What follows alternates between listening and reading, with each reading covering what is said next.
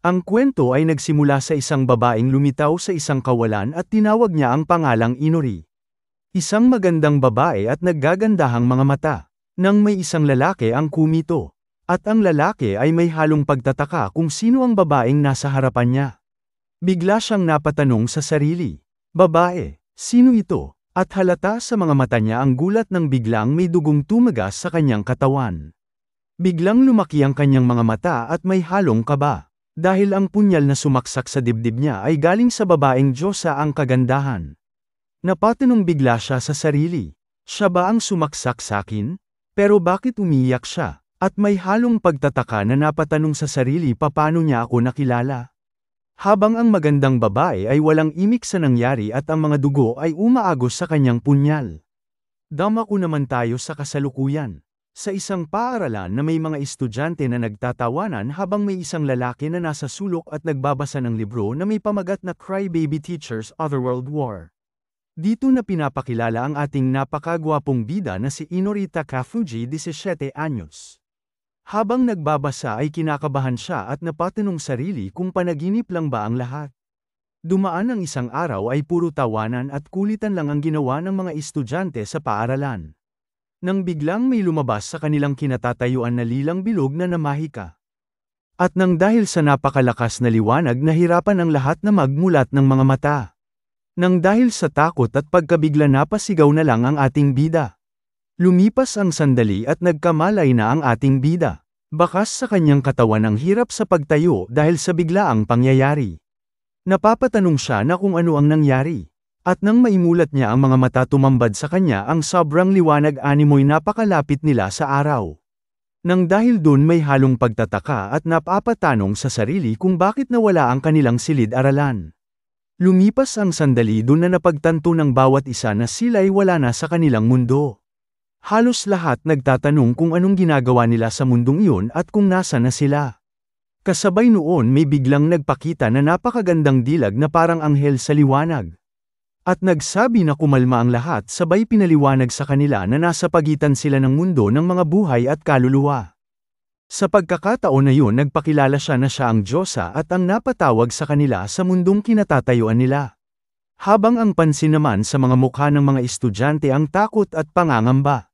Hindi naman naiwasan na isipin ng ating bida na tanungin sa sarili kung tunay na Diyosa ang nasa harapan niya. Kasi sa tala ng buhay niya ngayon lang siya nakakita ng Diyosa. Sabay banggit ng Diyosa na sila ay dadalhin sa ibang mundo bilang mga bayani na tatalo sa Demon Lord. Ngunit bakas sa mga mukha ng mga estudyante ang pagtataka dahil sila ay magiging bayani ngunit sa ibang mundo. Nabanggit din ng Diyosa na sila ay dadalhin sa kaharian ng Heijen sa lugar ng Verts kung saan ang mundo ng mga gumagamit ng espada at mahika. Nagulat naman ang mga estudyante sa nabanggit ng Diyosa. Hindi naman naiwasan ng mga estudyante na magtanong kung bakit sila pinatatawag at dadalhin sa ibang mundo. Kasabay din ang pag-iisip ng ating bida na kung saan parehas din sa nangyayari ang kanyang nabasa noon sa manga. Hindi pa natapos ang pagsisilite ng Diyosa at nabanggit niya na panadalian lang ang kanilang pag-uusap at dadalhin din sila sa ibang mundo. Pero bago sila umalis binigyan muna ng magandang binibini ang mga bayani ng iba't ibang kapangyarihan na aangkop sa kanilang pagkatao. At pagkakataon na yun nabigla ang mga bayani sa pamamahagi ng kapangyarihan at base sa mukha nila gulat na gulat sila. Kasabay noon ang kunting pagkagulat ng ating bida sa biglaang kilos ng Diyosa sa harapan niya. At nagbanggit na labanan niyo ang tukso ng kapangyarihan at tahakin niyo ang daan papuntang kabutihan. Sa kunting panahon ng pagbibigay ng kapangyarihan, ay minulat ng ating bida ang kanyang mga mata ay nasa ibang-ibang mundo na sila. Kasabay nito ang pagdating ng isang babae na may bandana sa ulo. At nagsalita na tapos na ang kanya pagpapatawag sa mga bayani. Biglang nagsigawan ang mga buwaya na malalaki ang tiyan at pinupuri ang saintes sa pagpapatawag sa mga bayani. At nabanggit din nila na maliligtas na sila sa banta ng Demon Lord. Hindi pa natatapos ang sigawan ay bigla naman may nagsalita na tumahimik muna kayo. At doon na pinakita ang hari at paggalang sa kanya ng mga nasasakupan niya. At binigyan niya ng pagpapaunlak ang mga bayani sa pagdating nito. Hindi pa natapos ang kanyang pagsasalita dahil nagpakilala siya ay ang hari na si Raizen Heijen ang soberanya ng kaharian ng Heijen.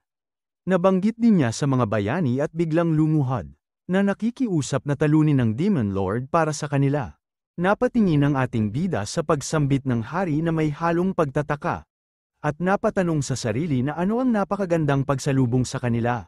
Dali-dali namang lumapit ang isang bayani sa hari na halatang nanginginig sa pagsisiliti na ang sabi kung pwedeng tumayo na ang hari sa kanyang pagkakaluhod.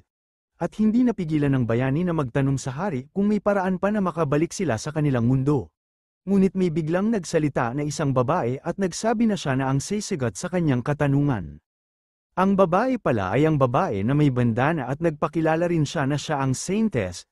Sinagot din niya ang katanungan ng bayani na meron paraan para makabalik sila sa mundo nila. Ang paraan ay hintayin ng susunod na buwan. Sa gabing yung nakabilugan ng buwan dun lang sila may pahintulot para makabalik sa kanilang mundo. Nasambit pa niya sa mga bayani na kung sino ang hindi sasama sa gera ay may pahintulot na tumira sa kastilyo at magpalipas ng gabi. Sabay namang natuwa ang dalawang babaeng bayani sa pagsambit ng Saintess na mananatili sila sa kastilyo. Hindi naman napigilan ng ating bida na may halong pagtataka na parang nagbabakasyon lang pala sila sa pinaglipatan nilang mundo.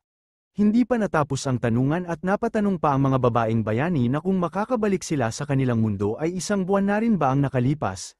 Kinonfirm naman ito ng Saintess, sambit niya hindi, at hindi makakaapekto ang paglipat nila sa mundo nito sa oras ng mundo nila. Ibig sabihin kung anong oras sila umalis sa mundo nila, ganong oras din sila makakabalik. Napaisip ulit ang ating bida na parang maganda ang tono ng pagkakasambit ng Saintess. Nagtanong ulit ang Saintess kung sino sa kanila ang gustong makabalik sa mundo nila sa darating na kabilugan ng buwan, at dagdag pa niya na hindi niya pipigilan ang lahat kung gusto man nila lahat na makauva sa mundo nila. Doon na sa oras na yun nagbulungan ang mga bayani sa narinig nila. Ngunit sa sandali na yun isiningit naman ng Saintess na may halong pagmamakaawa. At halatang naluluha na kung pwede rin na ikonsidera nila ang paglaban sa Demon Lord.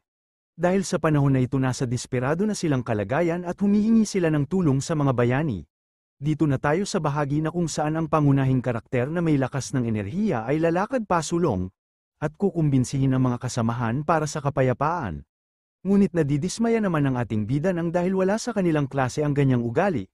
Sumingit naman ang isang bayani at sambit nito na ito ay biglaan pangyayari baka pwede silang bigyan pa ng oras para makapag-isip-isip pa. Tumahimik naman ang hari at may halong pagkakadismaya sa mukha nito. Kasabay nito ang pagbabulongga ng mga bayani sa pagtapak nila sa lugar na ito na may pag-iingat, at bagaman hindi sila basta-basta hindi sumang-ayon sa kagustuhan nila.